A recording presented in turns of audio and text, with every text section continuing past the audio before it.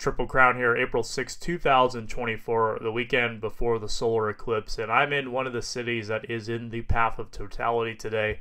It is Xenia, Ohio, the monthly card show, 275 tables, and thankfully I can look back on this show and view it in totality as a success. Kind of sandwiched in between those two shows that I mentioned, the Westchester shows, I have 3 consecutive setups here, and because of that I have to walk the fine line of selling enough inventory and also buying enough inventory to keep my cases both fresh, interesting, and I guess to some extent well stocked. And thankfully today I felt like I walked that line about as good as I could have hoped for. I sold through a lot of cards, well exceeded my sales goal, which I set a little lower for today's show given I had sold quite a bit the previous weekend, while also buying up a lot of stuff and seeing some awesome cards that came up to the table, not necessarily even the things that I bought.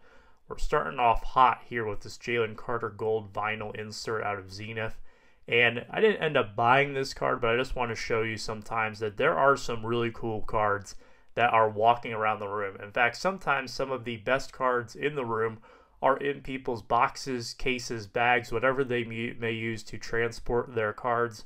Those vessels sometimes contain some of the most sought-after treasures in the room, and this Jalen Carter was only a preview of what was to come throughout the day. With that said, let's get into the action. Piques your interest. I have prices on some. So sorry. You're good. I usually set up 2. It's kind of usually mine. I gotcha. Yeah. Is there anything that's off limits? Not really. Okay. Alright, you'll notice that I have this little space carved out for people to set their boxes, and if you are ever set up at a show, I highly recommend this, especially if you're considering buying or trading with people who may come up to your table. You really do not want them to set their Zion case or whatever they may use to carry their cards around on top of your display case. Numerous times I've had my cases scratched. In one case I actually had it knocked out of the frame because of people leaning on the cases or just slamming their Zion cases on top of the showcases. You don't want people doing that. It will make your cases wear down faster over time. So carve out this little spot here. This gentleman has a lot of price stickers on his cards. That is something that I do like as a dealer because right away I kind of know where he is. Even if you want to tell me, hey, the prices on these are open to negotiation, that's fine. At least I have some kind of starting point. Like for example there, that Ortiz, he is at 125. That doesn't seem too crazy for a David Ortiz auto, and for that reason I set it aside. Whereas on things that might not be marked, I kind of have to play a guessing game. When you put that number in the dealer's head, it might tell them right away whether or not they want to approach you about a card, and it may lead to a sale. It will also save you both some time, which is good for both parties. Just wanted to point those things out as some little tips and tricks for both setting up to try to buy and sell or walking around to buy and sell. I'm probably too far off on the sticker on that one. I'm going to pass on this one, but I appreciate you letting me look nonetheless. Yeah. Try to put these back where I found it. Actually, I can move on the sticker price. I was kind of interested in the card too, if you wanted to kind of work out a cash Was it in here or there? It was this card right here. Is that your stuff right here? That's my buddy's stuff, but I'll work it out if you... Okay. I end up passing in that Ortiz, but I do sell this guy one of Mike Cards Across America's cards. We kind of have this rapport where we trust each other to handle each other's business if we need to step away for whatever reason. I think he's on a bathroom break at this point in the show, and because of that, this guy is interested. I'm not going to tell him to come back because 9 out of 10 times people are not coming back when they say that they're going to come back for something. They might forget about it, or they might just not be that interested. So I don't want him to lose out on a sale. And it's definitely nice to have a friend that you can kind of do that with. He does the same for me if I need to walk around or do something. He will definitely cover for me. And he kind of knows what I want to be at on all of my cards and how much I'm willing to go off of my stickers for my given cards. So definitely nice to have that and have people who have your back in the hobby.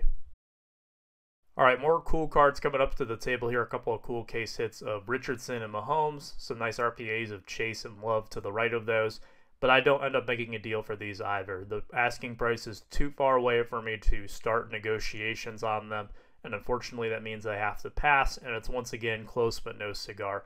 I'm seeing the cards that I'm interested in coming up to my table with people walking around approaching me to sell, but unfortunately I can't quite get to a number where I can work out a deal on them. And I told Justin this initially. I don't even know if I'm going to make a video for Xenia, because I don't know if people will be interested in me just saying no and showing off cards that I end up not negotiating on. But he made a good point to me, and that is that not every show is an absolute banger. I know that sometimes the videos that I put out that are the most engaged with, and that can be through whatever metric you want to use, are oftentimes the ones where some of the bigger deals go down. But not every single show is like that. A lot of times there's a lot of no's, there's a lot of rejection that happens, there's a lot of walking away that takes place. And I feel it's important to show that because it paints a more realistic picture of what happens. As a content creator, I edit down a lot of content that I feel isn't interesting or engaging. I kind of cut out some of the dead parts, so to speak, in some of the clips, so that it's not just silence of in a negotiation for a minute and a half. And that is to keep the audience entertained and engaged. But it is important to show these kind of clips and to talk about them here, because once again, it's a more realistic view of what happens at shows. Do banger deals happen? Yeah, absolutely, but they're not every single time. This out. That's pretty sweet. That's you know what I'm saying? That's pretty sweet. And this, because we're getting into Browns country. What's up? How are you? Pretty good. How are you doing? Case hit. I know this will move somewhere else. Nice.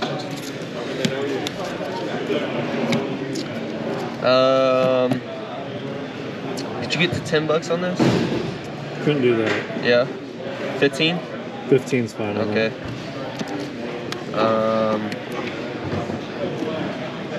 What's that, 40? How low are you going to be able to go on the Laporta?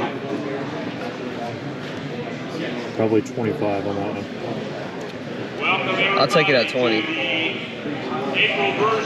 Yeah, that's fine. Appreciate it. I think that's good.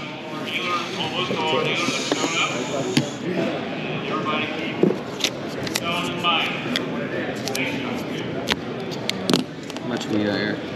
We have 40, 50, 80,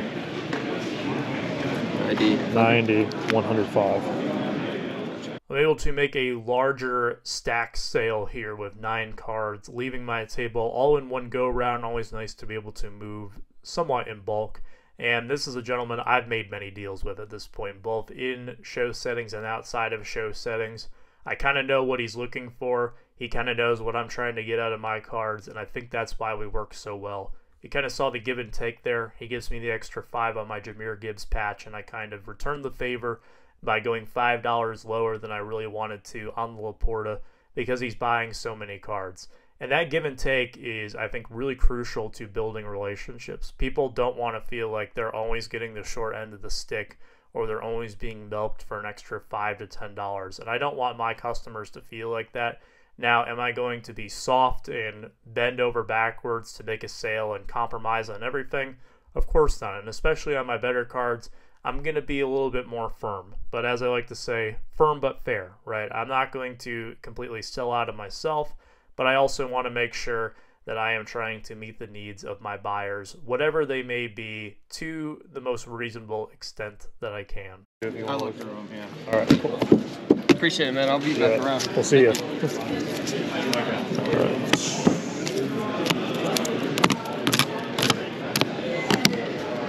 Get the calculator out.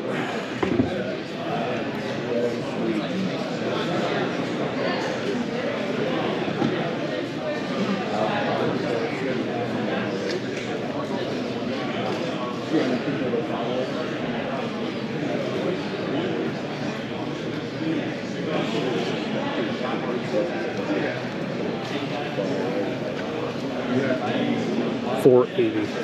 480? Yeah. Is that what off that? That would be 85% would be 484, so it's rounded down to 480 for you. Okay, paid. Sweet. Here's another repeat customer of mine. We go right into the next deal. He's already got me paid and squared up for this stack here, and we kind of know again what each other kind of wants out of both sides. He's willing to give me my sticker price, and that is because I am willing to cut him a little bit more than I normally would percentage wise off a stack. Normally, like a stack like that, I'm taking 10% off. For him, I make an exception, and it's 15 off. That's a nice $400 sale there. 100 all the way to 750. So it's kind of hard to. Yeah. I don't really know. I said 500. Okay. This one, it's out of 10. There's another out of 10, not the exact same one, but it did like close to 100, so I got 70 on that. Okay. I basically have everything at priced at 80%. Some of the bigger, like the Anthony Richardson's at like 85. I understand. Just because it's a bigger, nicer one. Where are we at here? One of these sold for like 90. I got like 70 on that. This is a pop one. Some other out of 50 stuff did close to 100, so I got like 80 on that. Okay. That one like 80. That one like 30. Just one sale on that did 159. I got 125 on it. And then that one I got 420. All right. 101s are, I don't know. To me, don't need graded.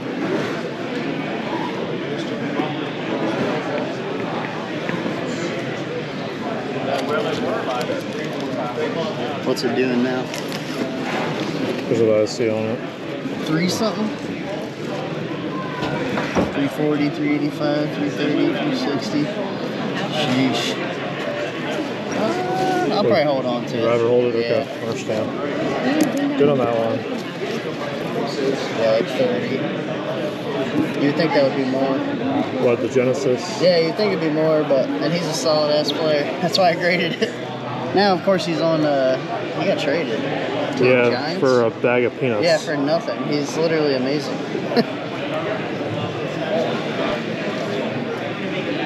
Let me help him real quick. You're good. You still good? Alright. Yeah. My card ladder isn't working so well at this point, and because of that, I'm really trusting my gut for the most part on a lot of these cards here. I pass on most of these because, well, I don't want to pay the 10 tax, but I do make an exception on the Brian Burns. It's a Genesis, and what I'm really thinking about is the end customer there. Genesis cards always sell well for me, and Brian Burns is a player where you might pick up something as a impulse buy because he's a really good defensive end. And here's a PSA 10, I guess you could call it a case hit on the Genesis, for less than the cost of a blaster. I feel like someone would jump on that, and that's the reason I end up going for it. Take a chance on that. I would be interested in this at like 25. 25? Yeah. That's fine, dude. I've had that card for a while. It's cool, but whatever. I'm glad you have change. Thank you. Dude. Enjoy the rest of the show. I shall. You too. Alright, so get that on the camera. Yeah, he's trying to get, you got any of them golf? Here's the 2 I see on this one. I think that's kind of low, so I'll average them out to 180 if that's cool. On which one? The Julio Blue? Yeah, that's cool. We can average it. This again goes back to the golden rule. Treat others the way that you want to be treated. One of my bigger pet peeves is that oftentimes when dealers say that they're buying at whatever percentage, it's going to be based off of a sale that is most convenient to their narrative. In this case, it would probably be the most recent sale for me. But on that Julio SP that you'll see kind of off to the right there, the last sale on it is pretty high compared to the other ones. Now, maybe that might not be a legitimate sale. I don't know. I wasn't there. But it would be very hypocritical of me to kind of only base it off of the last sale on these other cards and then switch my narrative to kind of fit what I'm trying to do, which is get the card for the lowest price I possibly can on that Chrome SP, which is why I average it out, and I always want to try to average it out to make it as fair as possible. And also, it's Julio Rodriguez. He is one of the hottest names baseball-wise for the hobby. His 2024 season isn't off to the best start. His stats aren't jumping off the page. I think that he will have a tremendous season. He was my preseason pick for MVP. And again, these are cards that don't always pop up often, and you sometimes have to pay a little bit more of a premium. That means I'm going to have to get a little bit more for a premium, but if people really want to buy these cards, then that just means they're going to have to pay a little bit more for them. There won't be any 80% here. All right, so we got 420, 620.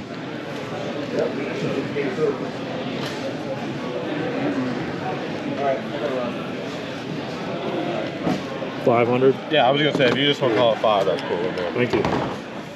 This was one of my favorite purchases of the show, probably my favorite purchase of the show. 3 really cool Julio Rodriguez cards. You all know I'm a sucker for the blue refractors, and I get that awesome Diamond Icons auto 5 of 5, as well as the rookie auto out of Triple Threads. And again, I have to pay a little stronger than I might want to on these, but that just means that I can't give out as good of a deal when I go to sell it. And that's because, well, who's giving out massive deals on Julio Rodriguez cards? If you want the best names, sometimes you got to pay strong on them. The buying party does not stop. It keeps rolling along, and I end up buying what is kind of a mini Chad Johnson collection here. This guy came up with this 2-row box. A lot of repeat customers in the box with a lot of Cam Collier, a lot of various Reds players. I think there's some Nick Senzels in the back there. See a blue ice that catches my eye. That's always going to happen whenever I see that blue cracked ice pattern. And then some miscellaneous stuff, but he has a really cool Chad Johnson partial rainbow for both 21 and 22 Prism, as well as some cheap case hit slabs that you'll see at some point here of Joe Mixon, Tyler Boyd, guys who aren't on the Bengals anymore, but they're cheap enough slabs where someone will still want them. I still get asked about those guys, and when you're talking about Mosaic Peacocks or Genesis, people will still go after them. Here I make him an offer, or at least I ask him what he wants for this whole box, and he seems a little reluctant on that. He said that we'd have to talk about it, and our negotiation was about 20 minutes. I will spare you me going over this in excruciating detail, but I end up buying pretty much all the Chad Johnsons, all the numbered stuff in there, and then a couple of miscellaneous stuff, some numbered Drew Brees cards, and then that Joe Burrow relic card that you see up there. Just some good cheap Bengals stuff that will go into my case. I always am in demand for cheap Bengals stuff, even if it's for some of the, I guess now older guys, being Chad Johnson, but just a lot of low-numbered stuff that you don't always see at shows. I like it. This Shohei Super, like that's like the one card, like, hey guys, let's not mess this one up. Yeah, don't mess up the Shohei Super, but they did. Oh, your Mike Trout Super. Yeah, you got this other Transcendent. This came out. Back again? Man, that's crazy. Isn't that box like $28,000? Yeah, you got some good stuff. No. Well, I got it for significantly less than that. You got another one? The box? Yeah. You need help? Ripped it? Pretty good. Yeah, and they're pretty. I do. I'm just admiring them. This is my first time seeing them in person. Oh, the Transcendent ones? Yeah. Yeah, aren't they? They're pretty. They're absolutely beautiful. Yeah, the Super Fractors look great with the little halo effect that you have right around the head. But you don't Oh, I didn't And even then see just, that. just the foiling here, Yeah. and then the rest, it looks nice. At least it doesn't look like all the other Chrome cards. They took some effort to make it look completely its own thing. Well, when I saw them, I was like, this looks like really weird compared to normal. I didn't realize at first they weren't framed this year. No, the regular autos are framed. You get 10 packs of Chrome, so 40 Chrome cards. Oh. And then you get 30 framed autos, another 10 rookies that are non-framed.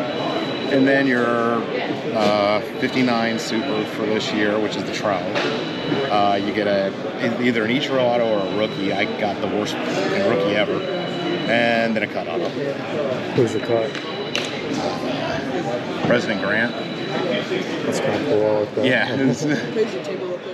This gentleman is living a lot of collectors' dreams out there to rip their own box of Transcendent. I would be over the moon. I feel like that would be my peak if I got to do that. And the cards that he has is beautiful. That was his lower end stack that he gave me there. He was interested in possibly doing a partial cash, partial trade on my Carl Yastrzemski Topps Now auto. Was also looking at my Jeter Superfractor as well. And I ended up not making a deal. I didn't really want to add that much cash just because I had made several purchases there in the last few minutes, and unfortunately was not in the position to make a huge move on some of these cards that he has here, as beautiful as they may be. That's just not being prepared on my part, and I'm sure there will be some regrets on that at some point down the line, but absolutely beautiful cards that I wanted to show you because, again, you never know what is going to come up to your table, and that is why I absolutely love doing this. And I have one more surprise for you because there's one more thing he's going to show me, and this is kind of a dream item for me. I'd love to own something like this one day, and you're going to see what that is right now. Right, yeah. As much as I would like to take a Trout Super home, that's not in the cards for me today, no pun intended. I mean, how many $100 bills you have on you? Not enough to buy that card, I'll tell you that. Okay. Yeah, I think I'll pass on this right now. All right, yeah, no worries. Good talking. Here, since you're recording all the stuff you're looking at. Oh, that's insane.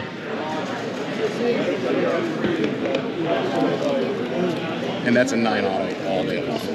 I just didn't bother to get it graded.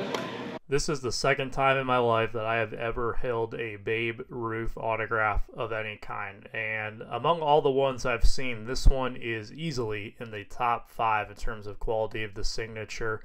Probably even top 3, top 2.